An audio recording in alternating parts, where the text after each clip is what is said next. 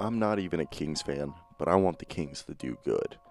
I love seeing teams that usually are at the bottom of the barrel of the league come back up.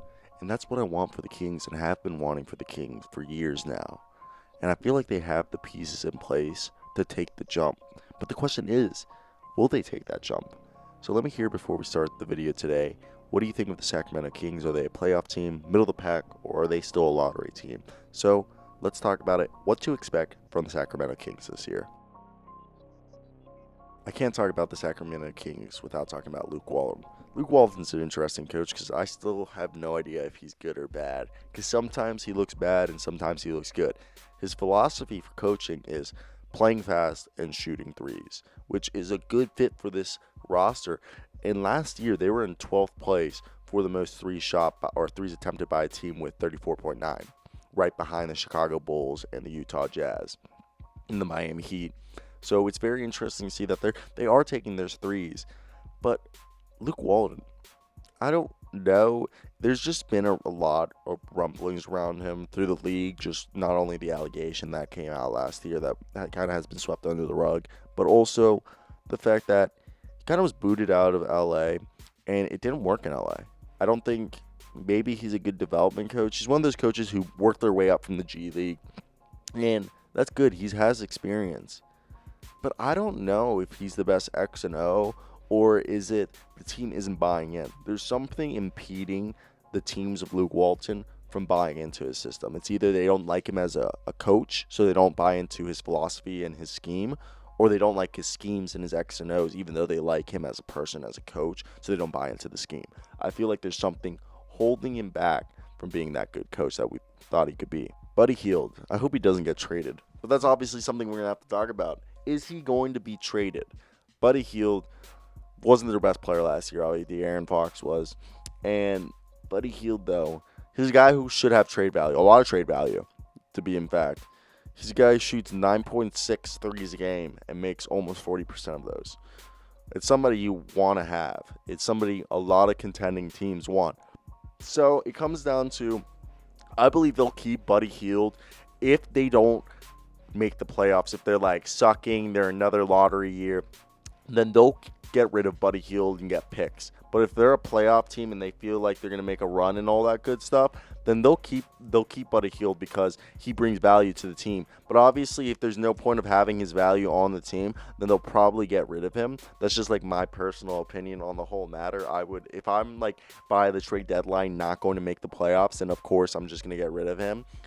And if I was going to make the playoffs or like have a shot at the playoffs and you keep him, that's where I see Buddy Hield getting traded. Those circumstances. Marvin Bagley is one of my favorite players in the NBA, or kind of was due to the fact I know he only played 13 games this past season, but he was coming into the NBA one of my favorite players. Going to his third season, I want to see more from Marvin Bagley. Can we all agree that he's kind of been disappointing as the second overall pick from about 3 years ago?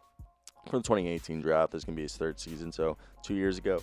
Look, he's not the defensive athlete that we thought he was going to be. I thought he was going to be blocking shots, rim protecting, being a good post defender, and it's just not there. His rebounding isn't there. I thought he was going to be a double-digit rebounder. Maybe I thought Marvin Bagley was going to be a different player, but he plays like a power forward, and it's not even he's being dominant. Like this past season, in those 13 games that he did play, and he started about half of them, he wasn't impressive. 14 points a game, not even about a block a game, an assist a game. I want Marvin Bagley to be a guy averaging 20 points, 10 rebounds, give me 4 assists, 1 block, and 1 steal a game. That's what we need from you. Marvin Bagley, you're the second pick of the draft. You're supposed to be the best player coming into this year. Or you're supposed to be better than DeAaron Fox. You're supposed to be better than Buddy Hield. You're supposed to be best player on this team. You have the potential to do it. That's why you were the second overall pick, man. But you're not putting it together. Is it because you don't feel like it? Is it you're 6'11", 235? I need you to get 15 more pounds, in my opinion. Tell me if I'm wrong. I think 6'11", 250 would be perfect for him. He'll be able to throw people around, take some hits. I know Bagley won't be as good as Luka, and I feel terrible for them. But, look, this year we need a leap from Marvin Bagley. We need him to become a close to 20-point scorer per game. That's just no ifs or buts. That needs to happen. That's a must happen. Tell me down below what you guys think of Marvin Bagley? Has he just been a bust? Do you think there's sights of improvement? He's shown flashes, I do believe that. But, man, we need more than just flashes. We need consistent play from you. We can't just be doing this anymore. DeAaron Fox can play. Oh, my God. I love this guy. I think he's better than what we expected. DeAaron Fox, man, oh, man. Look, he was the 5th pick in 2017. And, back then I didn't really know much about DeAaron Fox. But 3 years into the league, I know DeAaron Fox. And see, DeAaron Fox broke out in his second year in the sense that he made the jump in his second year, which we were hoping Marvin Bagley would too. DeAaron Fox, I think, was kind of more efficient player. Maybe not on the floor, but from the three-point, obviously he was. But he did take more 3 points this year. It's just DeAaron Fox, he's one of the fastest, if not the fastest point guard in the entire NBA. It's insane how fast he is. I've never seen someone get the ball from the other side of the court and get to the other side of the court by the time I finish blinking my eyes. Insane play. Insane player. And I want him and Marvin Bagley to do a lot more threes. But no, the main thing is I think DeAaron Fox, let's get the 3-point down. I think your steals are good. I want you to be more of a leader this season. I know you signed the Supermax, or what? Not the Supermax, but your max extension for the rookie max extension. And I want you to take control of this team. This is your team now, DeAaron, and you need to be the boss. You need to call shit out, run plays, be the guy. Hopefully get that free throw percentage up. But just be the man that we know you are, and take control of this team and be one of the best players you can be. That's just my personal opinion on this matter. It's just like, be the best player you can be. Tyrese Halliburton. His body reminds you of Sean Livingston post-injury, but his play style does not. Ooh, this guy's going to be a great secondary ball handler for the Sacramento Kings. I can't wait for when DeAaron Fox comes off the floor and Tyrese Halliburton comes on the floor and starts to play some magic, dropping dimes and hitting trays. That's what you're going to see with Tyrese Halliburton, and be one of the best defensive point guards in his rookie class.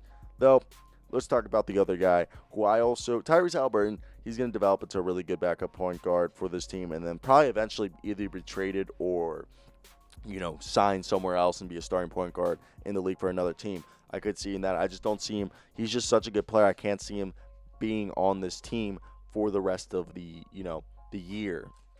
I was just looking at and I forgot I had an Oklahoma State ticket right there. I was looking at that. Either way, so let's talk about the other guys. Jamius Ramsey coming from Texas Tech. Oh my God, this guy can score in bunches.